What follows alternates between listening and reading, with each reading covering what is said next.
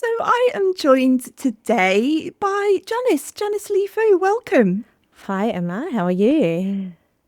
I'm doing very well, thank you. How are you? Yeah, good, good, good. Excited to get into all things career journeys, marketing, FMCG, all of the above. When you sort of think back to, I guess probably your earliest memory of what you thought you were going to do when you grew up or left school, or do you remember what that was? Do you remember what your kind of first thoughts were? I started wanting to get into a career of engineering. I had a real fascination around maths and science, solving problems and looking at problems in a different way to find solutions and innovative solutions. I was actually encouraged by my brother to consider a commerce degree.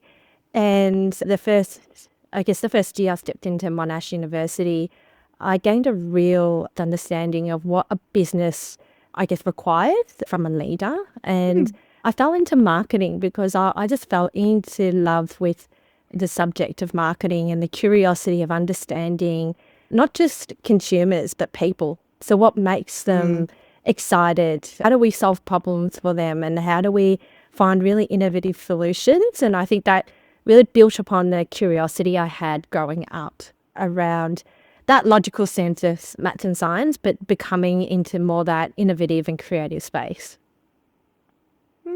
I can see how those two things would kind of fit together, or one certainly would kind of build into the other. Certainly that approach to solving problems, and then putting that more sort of creative kind of lens on top of it, or customer lens on top of it. Yeah, and I think what you don't realize until you move into a business environment, and depending on what type of brand or business you start off with, you don't realize as a marketer there's a big need to understand numbers. If I think Yeah, back totally. in a lot of the roles that I have been in, and as I progressed in my career, the requirement and balance of mix of critical thinking, number-based, commercial acumen, it starts Mm. growing as you get into more senior roles because you're making decisions that impact on business performance as well as helps drive consumer or customer decisions that eventually lead to business performance. Yeah, absolutely. And I think it's the area where you can sometimes see a bit of a disconnect between marketing and the broader business, where the marketer perhaps isn't as financially literate, or doesn't have that sort of level of commercial understanding, or perhaps sees marketing as a more kind of ring fenced in. I think that's where that disconnect can come. But yeah, as you say, the financial literacy and the commercial understanding, I think, makes such a huge difference. How did you start? Have you done your commerce degree, and then you're kind of out into the out into the big wide world?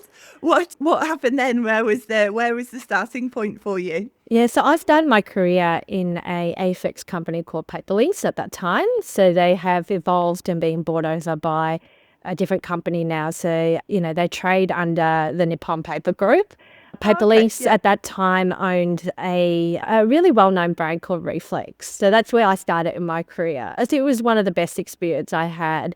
It had very robust budgets, a strong brand identity, strong customer relationships, and also a very established, business model that facilitated growth and understanding. And I also had some fantastic leaders, and I still remember them to this day because they're the type of leaders that have resonated with me and guided me to be the type of leader I have been now in some of my roles.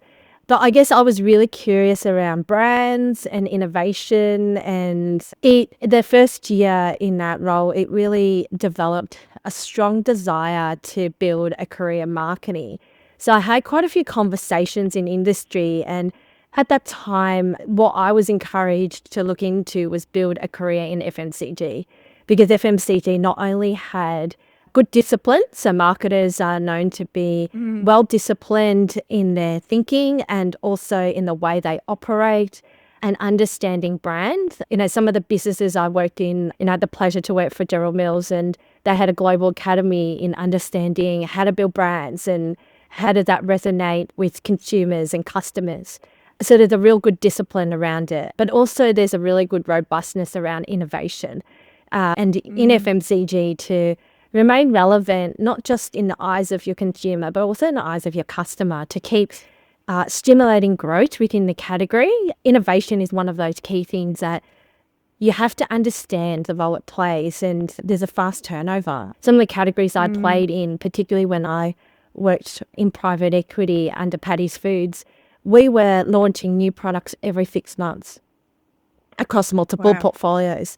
So to understand, to understand how that works and encapsulating the insights, what are the opportunities, how does it play in the category, what's the role it delivers commercially for your customer, being able to sell and bring the customer on journey and partner with them.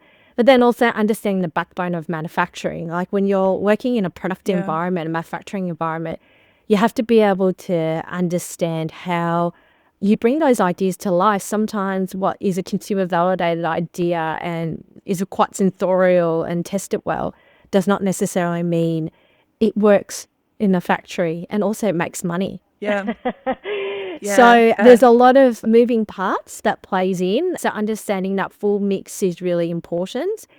And I found that understanding that full mix brings a really strong robustness as a marketer. See, I ended up being able to lead the pleasure of leading commercial functions. I had a stint at Kraft Heinz leading a commercial function for their beverage portfolio.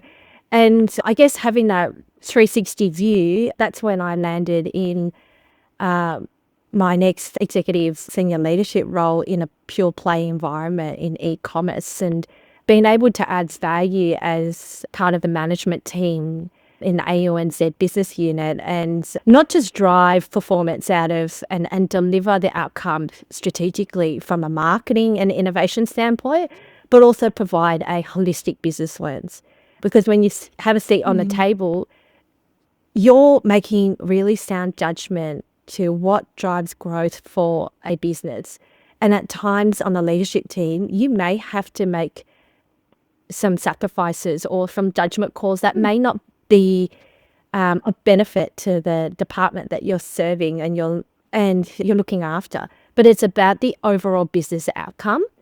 And I'm finding that's a very meaningful conversation now that I'm in an interim position and leading my own business in fractional CMO and supporting businesses and helping CEOs and MDs think about their problems a little bit differently. A lot of my clients come to me with marketing problems, but what I sit down with them and I have conversations with them about is, hey, maybe there might be a different way of looking at solving your commercial issues and your commercial challenges, and what are other ways that we can help add value and help deliver the growth objectives that you have. And I think reflecting back on my career, if I've taken a linear path in marketing, I don't think I'll be able to think holistically, as well as if I stayed in a certain type of business or size of business, I probably wouldn't have had more of that agile thinking and think about what it's like to work with a business that's in startup and scale up, which are completely different positions to be, versus, say, an ASX company that is highly resourced, well-structured, well-established brands, and you've got to think about what your role is and how do you add value, and being able to think holistically provides a very different lens. Is it something that you did intentionally at the time to seek out those different opportunities, or was it something that just kind of quite organically happened and you thought, oh, great, interesting, I'll try that and see what happens? It was organic, Emma. I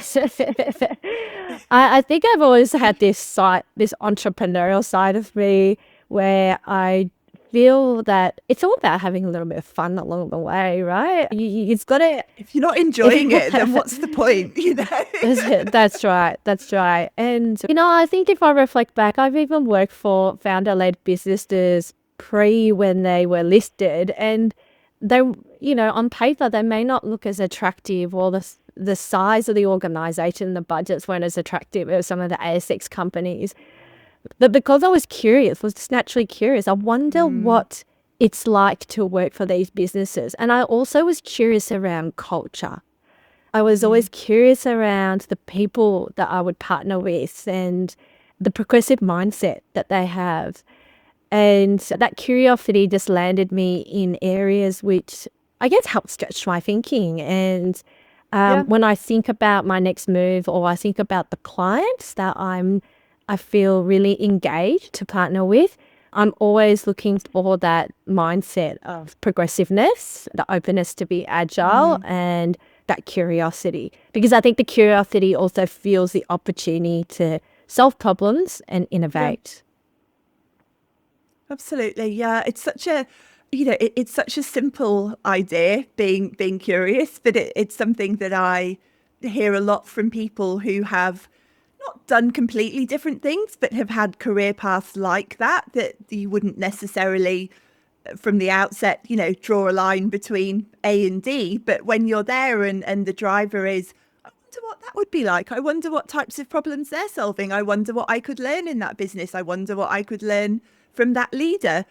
That is a driver can take you to some really interesting places that I think you perhaps wouldn't otherwise have gone if you were making the, looks good on paper, for example, type decisions. Yeah, and I think the businesses are now looking for talent that can help them solve problems in a meaningful manner. Yeah, 100%. And with, I guess it's not been no shock to everyone, the whole squeeze of talent, as in the people side, and there's been a amplification of talent, that companies are looking for talent that can help support them in specific areas and solve problems that are meaningful to them. And I think the curiosity of not just learning, but adding value in a different way, it helps shape where you can go and the areas that you can help add value as well. And so I think by taking a different path, you may learn some different things about yourself. So I have currently found I always tell everyone, it's my retirement passion career. I found my second career. I also practice as an academic at Monash University and Monash Business School. It's been a real pleasure. But the reflection besides giving back is I've learnt so much as a leader. And a lot of leaders I've spoken to, one of the biggest challenges we have is how do we retain staff in this next generation of talent, particularly Gen Zs, and being able to work on the ground with them. Because the roles I was in previously, I was elevated. I had managers that would work with them on a day-to-day basis, and my role was more coaching, guidance, and engagement.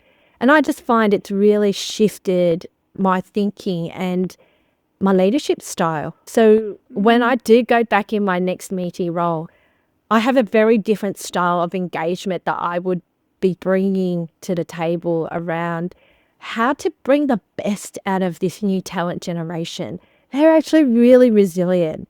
They had some of the strongest critical thinking. One of the subjects I taught in market insights, we actually based a lot of, I guess, management consulting tools that you would typically use in tier ones or management consulting companies in a category in the industry I used to work on.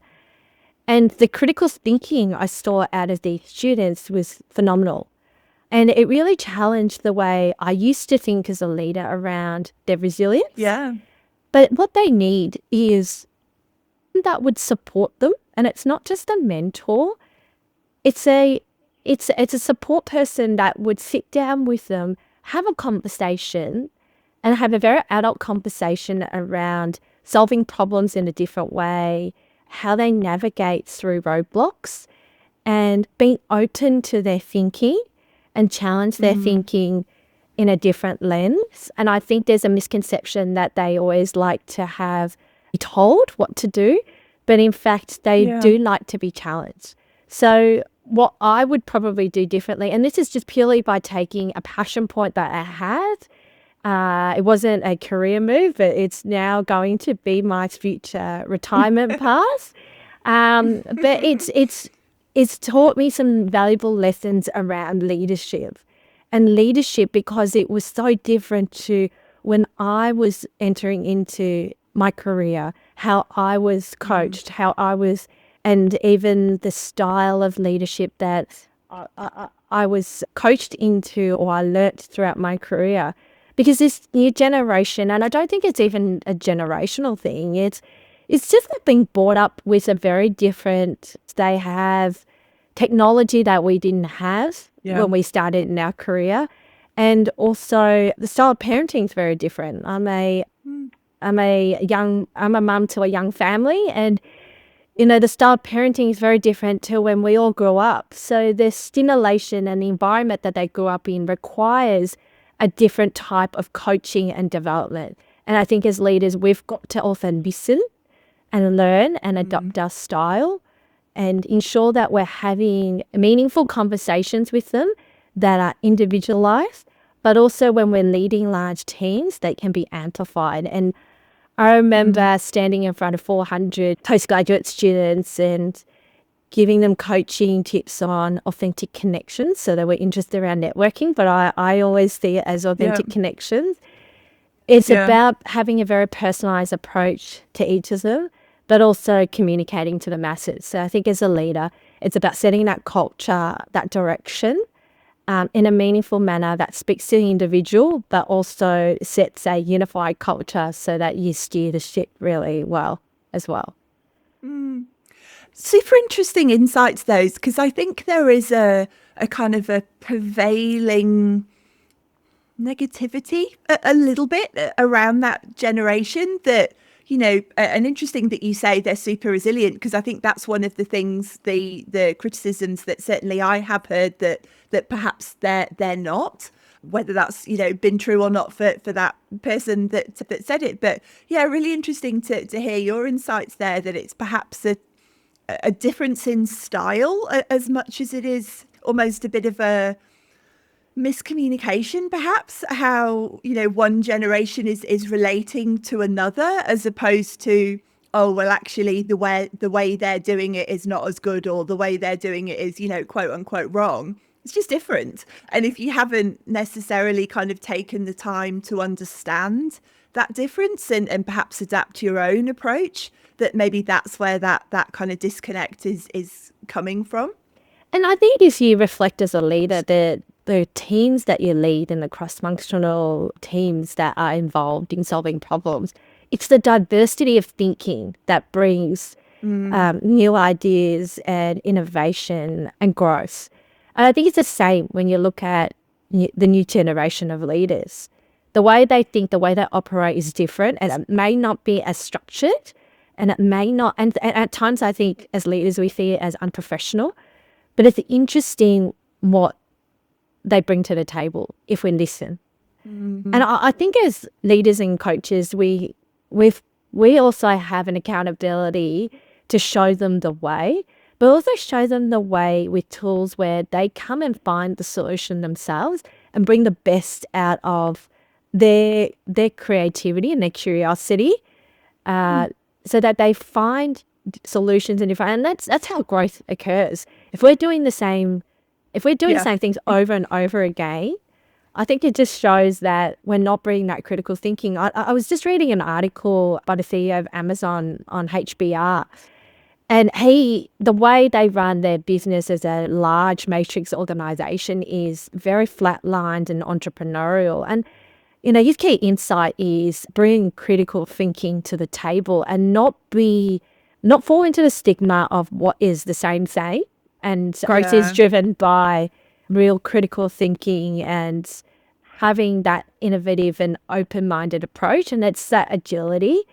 And I think I've been in some businesses where they were they were attracted in that venture capital / entrepreneurial side that I can bring value to. But when you enter into those organizations, it comes on the top around the openness to be agile and how open they are to stimulate that growth. Yeah. And if they're not, if they're not open-minded in their thinking and embracing, and I don't think if it's even entrepreneurial, it's just an agile mindset, it's really hard to see that embedded. And it's the same when you're bringing out the best out of your team, and we talk about high performing culture, it's the same when you're leading your teams and bring the best out of them and understanding the differences, not just around generation, but individuals themselves. Yeah, absolutely. I think as well, related to that, and also to something that you said earlier around, in hindsight, one of the things that you really enjoyed was working across different industries, different sizes of businesses, different types of businesses. And to me, I think those two things are quite related. And I think one of the things that I always found really surprising when I was recruiting for many years was that, and it was always in the marketing space, but, you know, people saying, oh, well, we want someone that's coming from the same industry. Like, we only want to look at people from our space. And I never understood it. And my sort of pushback was very much around what you've just said. If we're just hiring the same experience over and over again, are we getting the same thinking? Are we getting the same approach? Like, where's the innovation? Where's the, you know, the out of the box thinking of, oh, well, why are we doing it this way? Why have we never looked at it through a different lens? And I think it's a related point to what you're saying there. And as I sort of observed it over the years, I was always trying to work out like what was underneath it and where was it coming from. And the closest I could get was that it felt to me a bit like risk aversion, that if we are always hiring from the same industry, we've sort of mitigated risk. And again, like, I can see where they're coming from, but then again, my argument would be the opposite. Well, you've mitigated for one type of risk, but you've actually brought in a different type of risk altogether, which is potentially that it's just going to be groupthink, because we've all kind of come from the same space. Have you experienced that in the organisations that you've been in? I think, Emma, it's not just organisations. I think even if we look at how tough the market is at the moment, a lot of companies are looking for that same approach. But the reason why you're hiring is you're looking for change and growth. And I think you've raised a really interesting point here around, are you seeking change and growth? If that's the case, then fresh thinking, new critical mindsets are fundamental in delivering that. And that's one of the things I learned in private equity. You don't join a business that's owned by a private equity group without understanding how to scale growth really quickly and then drive profitability and cost out really fast. But if you're a business that's hiring for the same, you know, I don't think it's just risk mitigation. It's potentially a mindset around how to get speed to market, how to get speed in the initiative you have, and also the ability for that person to hit the ground running. So if I take FMCG as an example, there's so many nuances that you learn working in the industry that if you're someone coming from a B2B or service space, it will be so new, and those intricate elements may trip them over in terms of the success that ability to implement. Yeah. However, I think the opportunity is hiring for growth is really looking for someone that can bring new thinking and stretch, because the stretchability enables new ideas to come to the table. Otherwise, you're potentially going to recycle the same ideas you've had the last 5 to 10 years, and it might be the same results you're looking for. And I think it's about looking for the soft skills and the mindset, right? If you want someone with an adult mindset, an ability to be probably more entrepreneurial with their approach, happy to roll their sleeves up to learn about the business quite quickly, I think they can move and deliver change. That's what I found when I shifted into the pure play environment and I landed my management role at doTERRA. You know, I haven't come from a direct selling environment, you know, and in FMCG, 90% of your sales was from retail. E-com, I mean, you know, FMCG businesses are talking about it, but they're not as established as a true e-com business. And to shift into a completely different, I guess, sales channel, you know, And in direct selling, it's also managing distributors, franchisees, and their mini shareholders. That's quite a different play to managing a Coles, Woolies, and then obviously your independents. So you don't have two big clients that you service, and you partner with them and you build relationships, and that's locked in after 12 months. You're always building relationships in a B2B franchisee model, and you're always listening, you're always pivoting, and you always get feedback. And that adds complexity when you're leading a marketing and innovation function, because you can be pulled into different directions. Whereas when you're servicing in a retail model like FMCG and grocery, if you have a Coles or Woolworths on board, you've landed strong distribution. You can move, right? Yeah, you're gonna done. You move and you invest. But I think it's just, my learning from this is just you just have to have a very curious and agile mindset. And one of the things I learned quite quickly was I felt the knowledge gap of learning a very different business model. And although they were consumable products, I also was leading a team through a massive change in regulation through TGA. Like 80% of the products were essential oils and supplements that were TGA listed. So to be able to market that in an environment where majority of your distributor network were healthcare professionals, so they weren't able to sell their own brands, they weren't able to sell your product lines. And that's not something that a grocery environment would have taught me, because that's in Fazant. So they're completely different regulations. But what the principles that you learn in a highly regulated environment and leads to different critical thinking, and also the agility to be able to move at pace to learn a new regulatory environment. So I think it's about, what did you learn in the space you have? What skills did it teach you? And how do you apply those soft skills into a new environment? I think that's more important.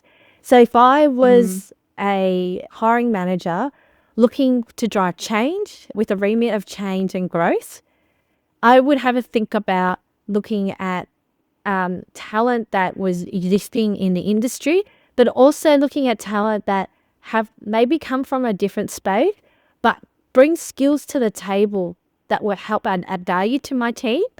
But also when I'm interviewing them, ask me for questions around how they think and how they work and how they solve problems.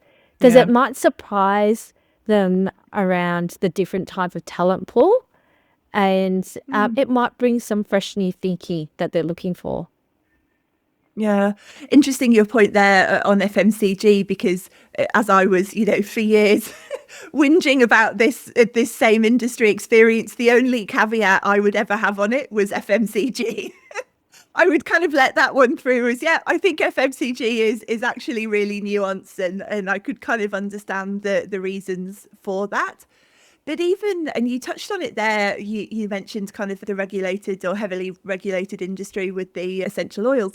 Even something like that, I remember I had this conversation quite often with clients that were in super, and they would be quite specific of saying, we want someone coming from super. Super's quite a small industry. You're looking for a comms person within super, like that's a super short list. It's not like that's thousands of people that you can choose from. So even just kind of challenging that thinking to say, okay, what's the kind of core skill that you're looking for there? What's the thing that you're getting if you get someone from super? And it kind of came back to, well, it's the ability to operate and do comms in a highly regulated environment.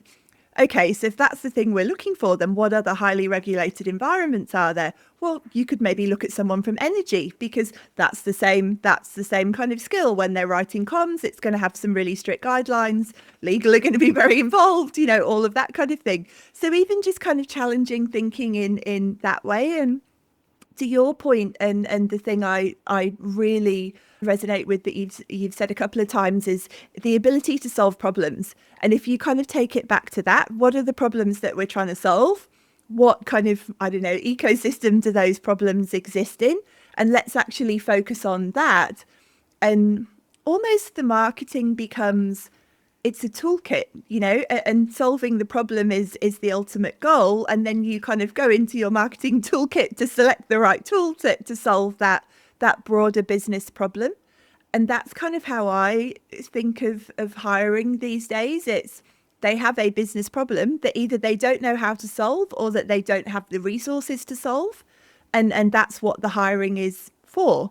And I think if you're the candidate going into that process, or if you're the hiring manager, I think approaching it with that sort of overarching mindset is really helpful. And I think you get a much better outcome by approaching it that way and asking those types of questions. And I agree with you, Emma. It's about unpacking how that person solves problems, right? Yeah. So if I reflect back in the TGA example that I mentioned, we had a business crisis to have a regulatory body change the way a business markets themselves, not just as a brand. Like we can't, like, companies like Swiss, it's not just even at doTERRA, companies like Swiss cannot use healthcare professionals and have been doing it for a long time to add credibility, right? You look at pharmaceutical companies like that own Panadol, like they've been using healthcare professionals, right? But when I approached that crisis moment, I actually thought through what were the regulatory crisis moments that I had to handle with the teams I worked with in food manufacturing and beverage. And so I reflected around production makes and launches that we had serious quality challenges that we had to overcome. So we might not even have stock to launch and to range. And what were some of those navigation points that we had to go through? And what were some of the questions, the motivational pieces that I had to leverage? And how did I have to bring the best out of the team? And they're very transferable, right? So the situation may be different, but the way you handle it needs to be very similar. And so when you're working with someone at a technical lens in a food beverage environment that is all about food safety, meeting regulations, and then you go into a pharmaceutical environment that have a very similar mindset, how do you actually bring the best of those stakeholders? And it was the same way that I brought the best out of our internal team. And when you work with techie people, they are very knowledgeable in their space, but then you have to also bring that language back into marketing speak so that you can bring your customer on the journey and educate them so that they understand how things work. And we had major distributors that were extremely concerned whether they can still participate and run their business model. So that was an education piece. And then also educating my team around how do you end up marketing our brand differently. And that's exactly the same as what you've mentioned around superannuation, right? So what are those pieces that you need to bring your consumer, your customer, your internal team on the journey? How do you get the sign-off so that you mitigate business risk? And what are the questions that you ask? And what's the style you adapt to? Because I'm guessing in superannuation, you're working with technical people that you have to communicate with them in a certain manner to build trust. And the same thing works in a food and beverage environment, and the same that works within a pharmaceutical environment as well. Yeah. As you said, it comes down to, like everything, it comes down to people, doesn't it? Yes. And how you communicate and adapt to people, and understanding what that person's driver is. The person that you might perceive as being a blocker, because every time you go to legal, they're like, no, you can't do that. And, we're all human. You might get frustrated by that, but actually, like, no, that person's not just blocking me for the sake of blocking me. Like, they have their own drivers, like they have their own things that they're trying to solve for, which is around, am I protecting the company? Am I mitigating risk? Am I, are we operating within the legal guidelines? All of those kind of things. So I think just the ability, just because it's not a simple thing, but the ability to try and put yourself in the other person's shoes and see things from the other person's perspective. And then, as you say, build trust and understanding and try and kind of work together sounds obviously really simple, and the reality is a little bit more challenging than that. But one of the other things I was really interested in, Janice, is in terms of your sort of leadership journey.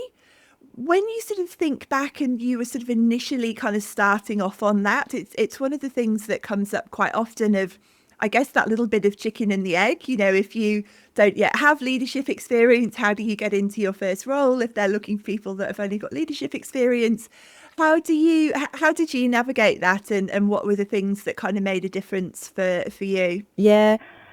So I remember when I was working at McCain's at that time, and the marketing director at that time that I was working with, she's still a really good friend of mine, Nikki. She also encouraged me that to take the next step. So what I didn't know was they were ready to promote me. And the feedback she gave me was I needed to learn to listen more and to empathize with the people that I'm working with. So I was still in a functional role and I had no direct reports, but I was in visible projects that worked with cross-functional teams. And it's not just cross-functional teams with peers, but also with quite senior staff in the organisation as well. So her advice was to partner with the operations manager at that time. And so I partnered with her, and one of the things she taught me was to walk the line with her once a week. What I learnt through that experience was just the personal approach that she had, and that her ability to listen and understand individuals. And she would always ask about them whenever she crossed paths with them.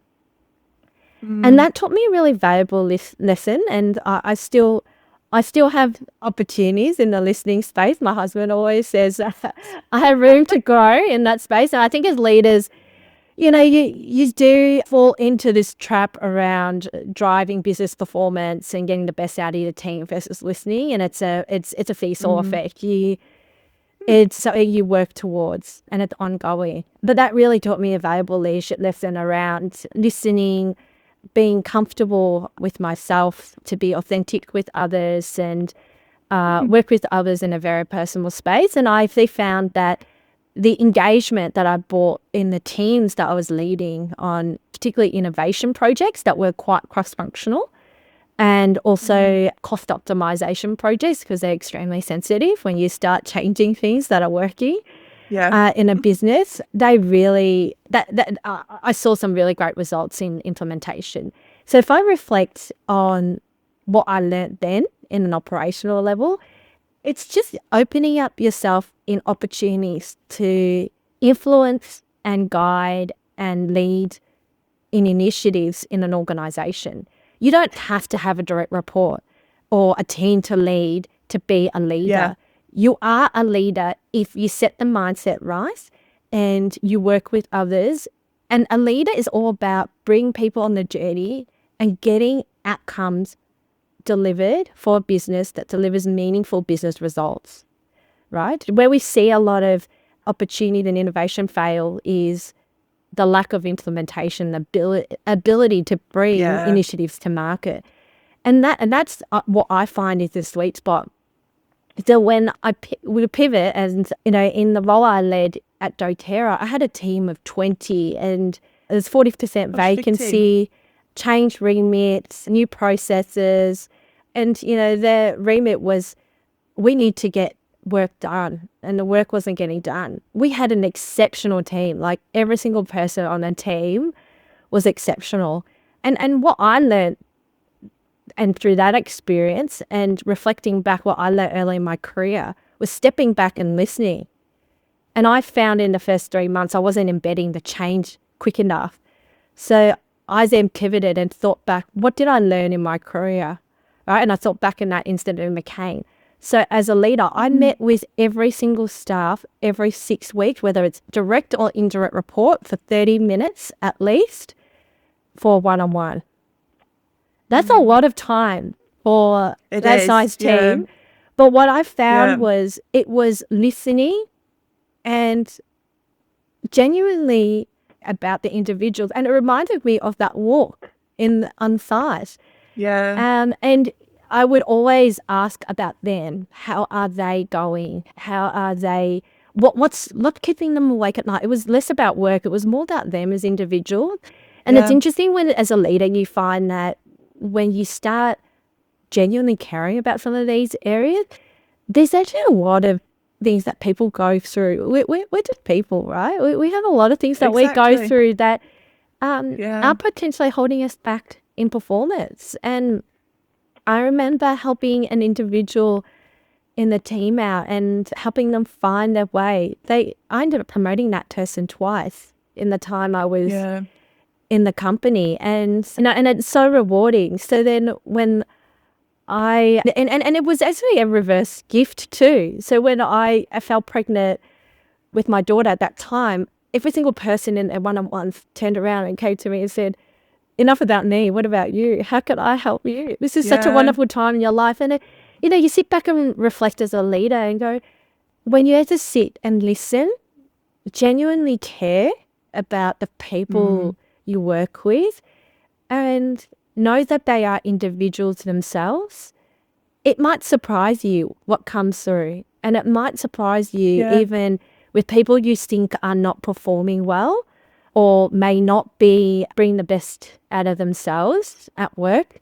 It might just be something else that needs to be unlocked, or they just might need someone that genuinely cares and listens to them, that they feel safe and heard, and Yeah. it's a trustworthy environment for them to bring the best out of themselves. And Yeah. and that was Absolutely. really a aha moment for me as a leader. Yeah. It's so interesting, isn't it? Sometimes when you look back of really pivotal moments and walking the line at McCain with the operational person, I wonder how many times over the years you've kind of thought back to that, and what at the time you perhaps don't realize how pivotal this was, this behavior that you've observed in someone else. I think it's super interesting how that is often the case, actually. Final question, Janice, and it's always the final question here, and that is, what do you know now that you wish you knew then? So I wish the advice I received early in my career was to be open and progressive with the opportunity. So if I reflect back in terms of what has helped supported my growth as a leader and in my career, was by not taking a traditional linear path. And a lot of Mm, the advice I received early in my career was, take this path. This is what's going to help you succeed. And everyone yeah. follows. It was a very linear approach. And what I learned being agile and embracing a progressive pathway in a very different way, I think it opened up my eyes in terms of what were the opportunities, what were the type of culture environments that I enjoy and bring the best out of me, and also where I can add value as a leader. Mm, And what are the type of change remits that excite me? So I always think mm, about what would excite me and where can I help add value rather than what's the next linear path. yeah. There's this great analogy. I've talked about it before on the podcast. I don't know if you've heard it, where we always talk about the career ladder, right? The super linear. The next step is the next one, the next rung up the ladder. But what if it's not a ladder? What if it's a rock climbing wall? And you can go in all different directions. You can go backwards, to go across, to go up, to go left, to go right.